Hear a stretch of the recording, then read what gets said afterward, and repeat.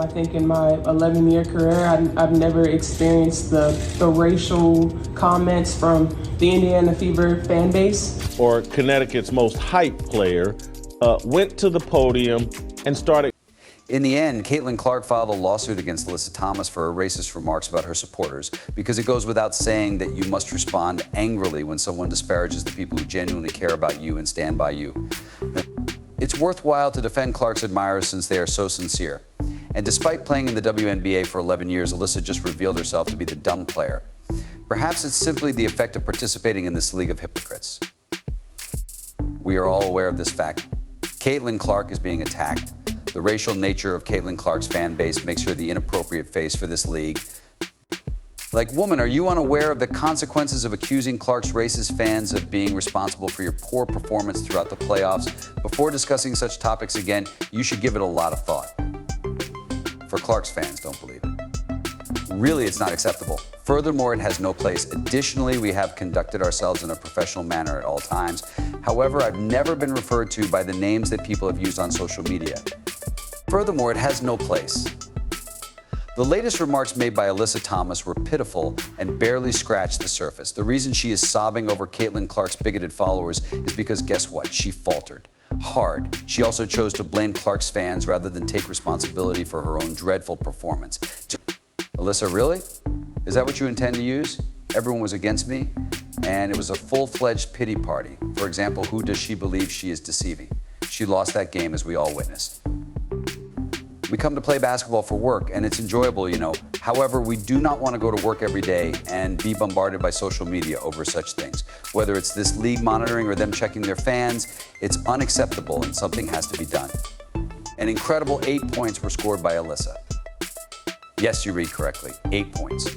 In rush hour, that's about as helpful as a broken traffic light. Caitlyn Clark, meantime, is shattering records and scoring 25 points per game as if it were no great thing. Does Alyssa also wish to claim that her supporters are racist?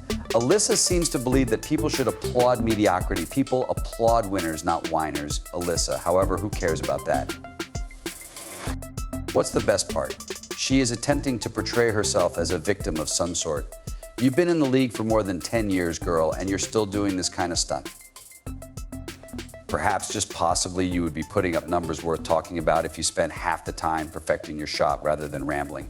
Don't put us through the drama. Everyone has had enough of it. Twitter and Instagram are decisions we make. There is a simple method. It is not necessary for the league to become involved. You can avoid social media without the Indiana Fever doing anything. Put down your phone. The app should not be downloaded. For a split second, no one believed her sob story. While she's shooting 2 for 10 from the field, she's out there trying to convince everyone that Clark's supporters despise her because of the color of her skin. Nobody has time for such kind of crap. Alyssa, it's not racism. It's known as poor job performance. People might genuinely cheer you on if you weren't bringing your team down every other game. However, while Caitlyn Clark is out there giving a master lesson every night, you continue to whine about how unfair it is. They have now discovered a new victim. Indiana's supporters. I'm going to take a slightly more sympathetic stance toward these fools now. I'm going to take a somewhat different stance from Alyssa Thomas, who claimed to be the most recent WNBA awake gas bag to attack Indiana Fever fans for supposed racism and demand that the team and league take action. What are you hoping they'll do? Not to mention the allegations of racist abuse. It's the first time she's ever stated something like this in her 11 years in the league. Please, it sounds less like a real problem and more like a pathetic justification for playing awful basketball. Everybody has issues, Alyssa. When a fan taunts her, you don't see Clark lose her temper.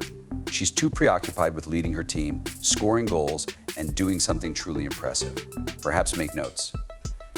Caitlyn Clark's name is Caitlyn Clark. She is the real slave that everyone else is taking advantage of. At the top of the list was Angel Reese. Alyssa Thomas now interrupts, saying, let me get my piece.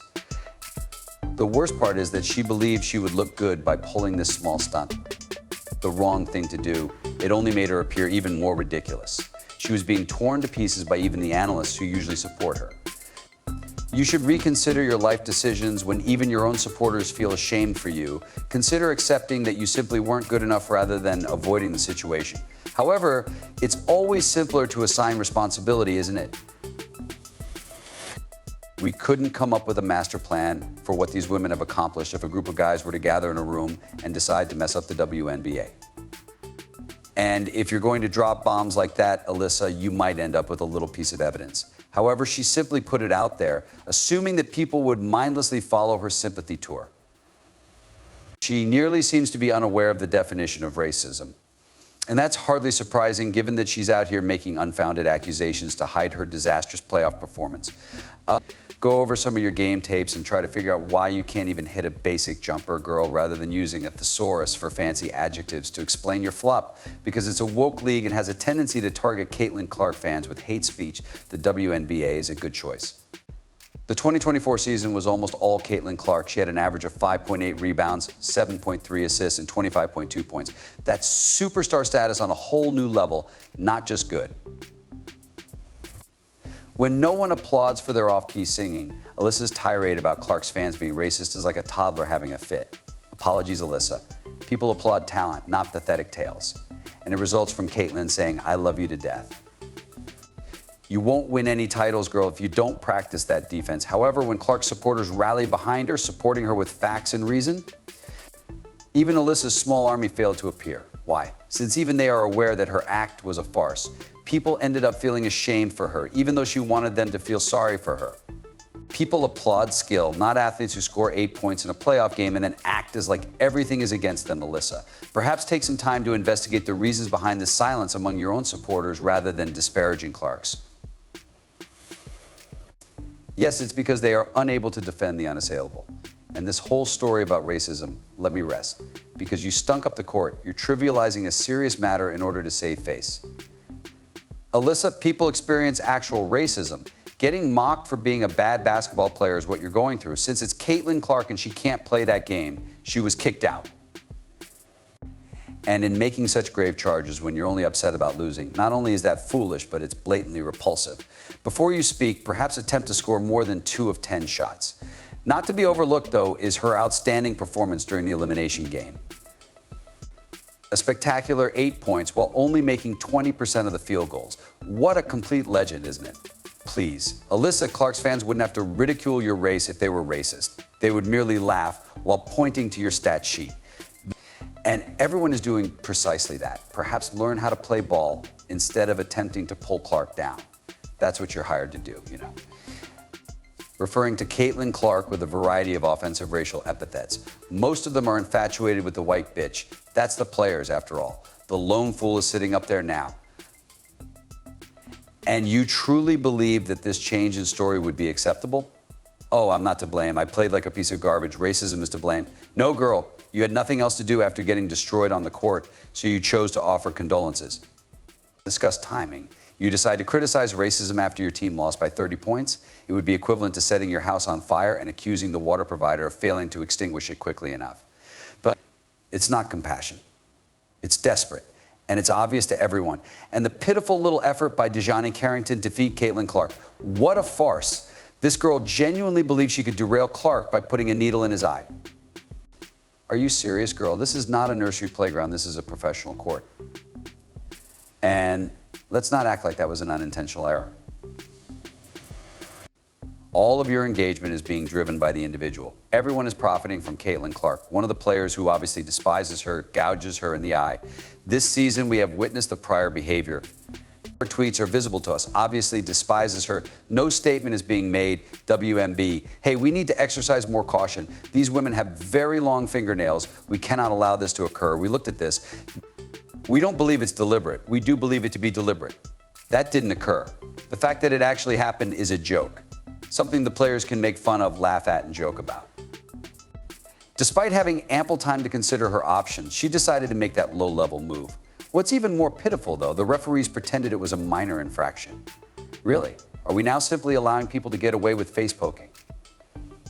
Naturally, though, Clark, the perfect queen, dismissed it. She smiled as if she realized she had a long way to go and continued doing what she does best, outshining and outperforming. The most significant player the WNBA saw as a rookie was Caitlyn Clark. According to what we've seen in college, both often on the floor from her on the court with the assists and scoring to the attendance and viewing. When she was drafted, she was like that. She ends her first season as precisely. For good cause, the analyst tore her apart. It's as low as it goes to use the race card to hide a pitiful game.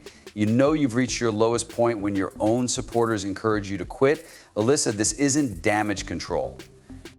Thinking she's a model, she's wearing her shades. This one is not appropriate. I have another thing to tell you. It's really easy to do. Have a look at this phone. Avoid using social media. It is self-defeating. Alyssa's absurd tirade only served to highlight how severely she broke down. Perhaps you wouldn't need to make up these outrageous tales if she spent more time playing basketball and less time creating excuses. Whatever gets her to sleep at night, though, is good. Alyssa is trapped having tantrums while Caitlyn is out here revising the record books. Well done, Alyssa. Continue to weep while Clark continues to triumph. But right now, that's the only thing you do consistently. Alyssa ultimately fails to understand that supporters applaud competence rather than racial color. Clark's success is due to her performance, not some fictitious bias.